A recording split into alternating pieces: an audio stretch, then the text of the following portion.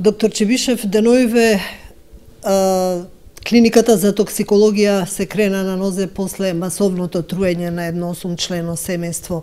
За жал, двајца од нив почина. Што всушност се случуваше тука изминатава недела? Во стартот, кога дојдоа едно пошироко 8-члено семејство плюс едно детенце од 5,5 месеца, кое што на наше инсистирање беше донесено и обсервирано, тоест хоспитализирано на клиниката за детски болести од предострожност. Значи, ние сакаме да бидеме до крај внимателни, да не пропуштиме нешто, баравме и детенцето да биде донесено.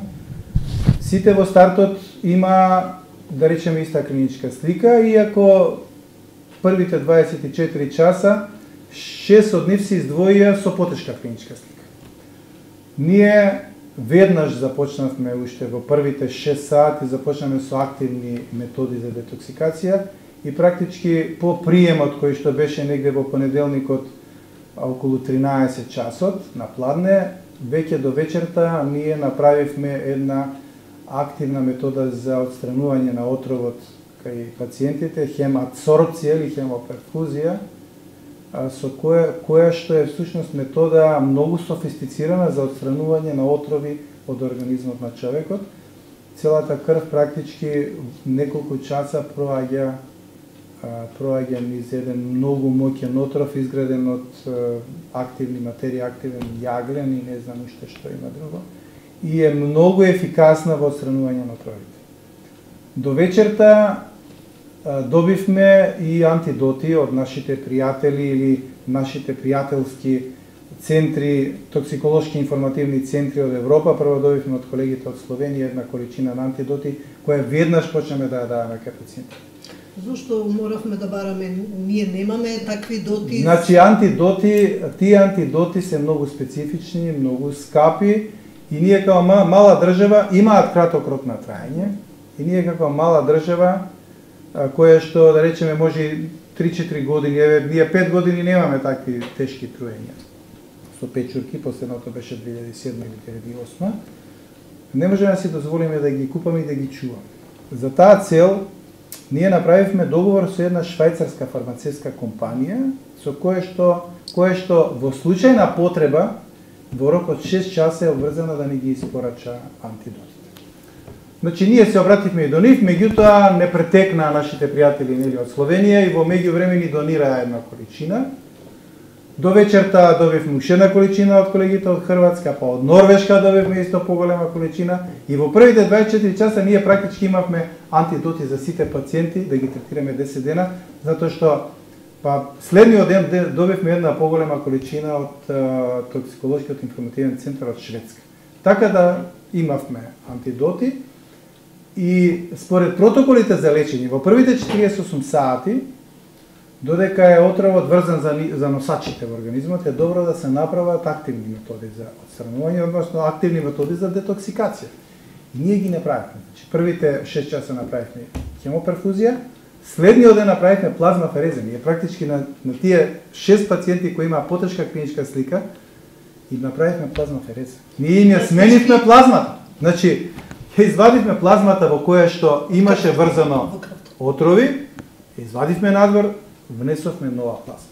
Меѓутоа, уште еднаш ќе повторам, и тоа практички овие неколку дена го кажа сите и експертите за печурки, се работи за многу моќен отров, кој што за кратко време се фиксира за клетките кои што го градат црниот дроб, за бубрезите, за мозокот и за срцето.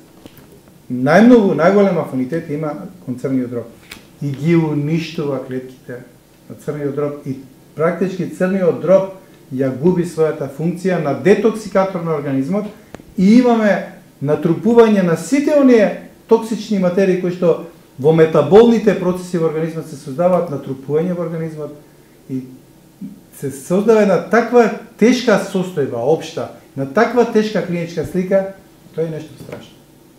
И тие пациенти практички умираат во големи маки. Ние направивме напор сите да ги спасиме. Значи 4 пациенти ја прифатија терапијата. И денеска се добри, нели, плюс тие двајца што имаа полесна клиничка слика.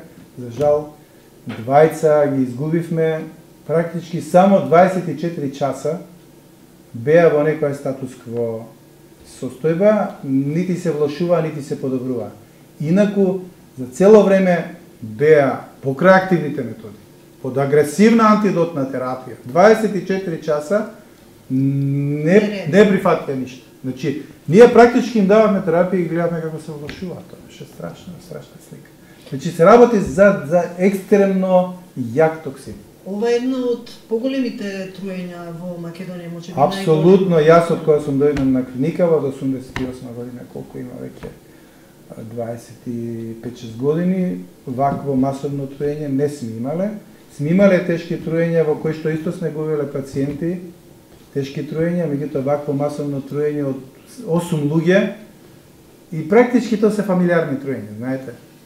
Ги собира еден човек или двајца, па ги носи и си прават они гозба, ручек, меѓутоа, за жал, некои од тие такви семејни дружења што се многу убави, завршуваат вака трагично. На некој така Па да, мислам дека некаде во конкретно 90-те години имавме исто така едно труење на едно цело семејство од Кочани, че мајката, таткото и двете дечиња беа исто на исти начин, мислам со иста печурка од истиот вид аманита, и тоа мислам дека тие беа труени со аманита фалоидес, а децата беа на педиатрија, за жал ги изгубивме децата таму, а родителите успеавме да ги спасиме, се излекува. Меѓутоа, ете, и тоа е пак една семејна трагедија, исто како во овој случај. Како можело да се случи? Луѓето сигурно не берат прв пат вакви печурки. Па тоа е најголемиот проблем, да не кажам најголемата трагедија во сите овие случаи. Значи, тој што не ги познава печурките, како мене, например, не оди во природа да собира печурки, а уште помалку па да собира печурки и да ги конзумира, да ги јаде. Значи, печурки собираат луѓе само што ги познаваат. А во сите случаи до сега што ги има, и оние што се во литература опишани, секаде грешките ги прават одлични познавачи на печурки. Значи, тие ги познаваат печурките и ги собираат. Меѓутоа, јас не сум познавач на печурки, меѓутоа консултираме литература постојано и разговараме со познавачи на печурките и вака ни кажуваат. Значи, има години, еве да речеме оваа година, многу топло беше летото. Еве сега ние октомври веќе заминува, ќе дојде ноември, влегуваме длабоко во есента, а имаме надвор летни температури, 25 степена. Многу од тие печурки го менуваат изгледот. Еве еден пример ќе ви дам. Значи, аманита фалоидес има зелена капа. Значи, капата од згора на печурката е зелена. Меѓутоа, во вакви некои екстремно изменети временски услови, тие се сите бели. Тоа го кажа вчера и во изјавата и професорот Зиберовски, кој што, нели, по тоа што јас го знам, еден од најдобрите познавачи на печурките во Европа. Сите се бели, сите се исти. И ти и познавач да е, оди и тој ги гледа, мисли дека собира печурки кои што се јадат, а практички собира отровни печурки. И тука мислам дека се прават грешките и затоа јас ќе искористам сега, значи приликата преку вашиот медиум да апелирам да не ги собираат печурки. Значи посебно тие што не ги познаваат добро, а и тие што ги познаваат, нека внимаваат максимално да не се случуваат веќе вакви трагедии. Значи страшно нешто. Така да јас секоја година излегувам и апелирам до граѓаните и ние во последните 5 години бевме пресрекни, имавме некои беззначајни труења со печурки кои што практички не беа труење. Сега еве после 5 години од последното труење беше оној брачен пар од Кумановско, негде 2007 година, исто тешки труења беа. Сега еве имаме уште едно такво масовно, можда најмасовно труење до сега, кое што е регистрирано во Македонија, кое што исто така за жал заврши неубаво со трагедија за 20 членови од семејството.